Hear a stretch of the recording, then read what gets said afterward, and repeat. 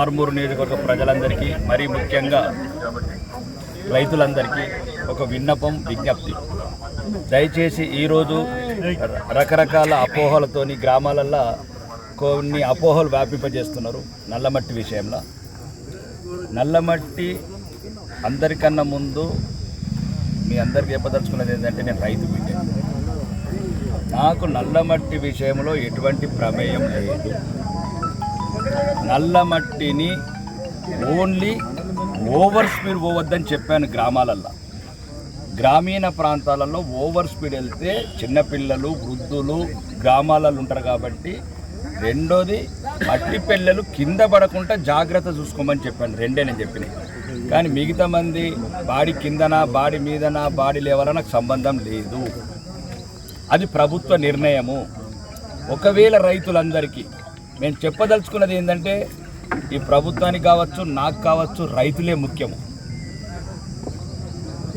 ఇక మేము అడిగింది ఏంది, ఈ ఏదైతే కొందరు సిండికేట్గా మూటగా ఏర్పడ్డారో వ్యాపారులు, నల్లమట్టి వ్యాపారులు, వాళ్ళు రైతులకు ఎక్కువ రేటు వసూలు చేయొద్దు.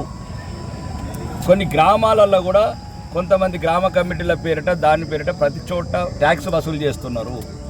దయచేసి ఆ మట్టి వెళ్ళాల్సింది ఎవరికో టాటా బిర్లలకు వెళ్తలేదు, రైతులకు వెళ్తుంది. కాబట్టి ఆ గ్రామాలల్లో వసూలు చేయొద్దని చెప్పాము. రెండోది, పొలాలకు వెళ్ళాల్సిన మట్టి ఇటుక బట్టీలకు వెళ్ళొద్దు అని చెప్తున్నాం ఇతర జిల్లాలకు. మీరు ఆర్మూరు నియోజకవర్గ ప్రజలందరూ ఆలోచించుకోవాలా. మనకు ఆర్మూరు ముఖ్యము. రెండోది ఏంటంటే, అన్నిటికన్నా ముఖ్యం రైతులు ముఖ్యము, రైతు క్షేమం ముఖ్యము. గౌరవనీయ మంత్రివర్యులు సుదర్శన్ రెడ్డి గారు కూడా అదే చెప్పారు.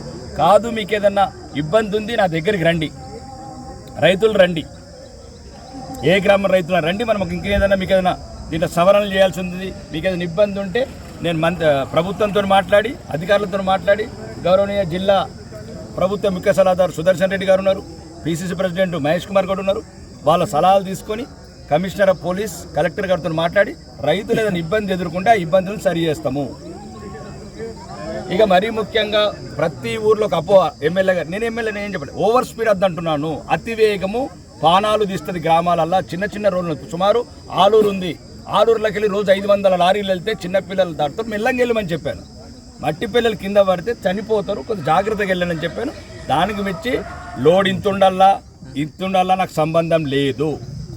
రెండోది, క్లియర్గా చెప్తున్నాను, ఏదైతే నల్లమట్టి మూటా ఉందో చెప్తున్నాం. దయచేసి మీరు కూడా రైతు బిడ్డలే, రైతుల మీద అధిక లాభాలు తీసుకోకండి.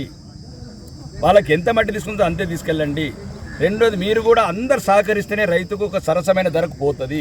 2 లారీలు వచ్చే బదులు 3 లారీలు వస్తుంది. ఈ సమస్యకు పరిష్కారం అదే తప్ప ఎవరినో బ్లేమ్ చేయాలంటే 2.5 సంవత్సరాల నుంచి ఎటువంటి అపనిందలు లేకుండా ఉన్నాను. కాబట్టి ఎప్పుడెప్పుడైనా ఎదురు చూస్తున్నారు నా మీద, ఏం నెప్పం ఎత్తుదమా, లేకపోతే మీకు ఒక అవకాశం దొరికిందని ఎదురుస్తున్నారు. నేను ఎట్టి పరిస్థితుల్లో రైతుల పక్షానే ఉంటాను. అవసరమైతే రైతుల గురించి ప్రాణత్యాగాలు చేస్తాను.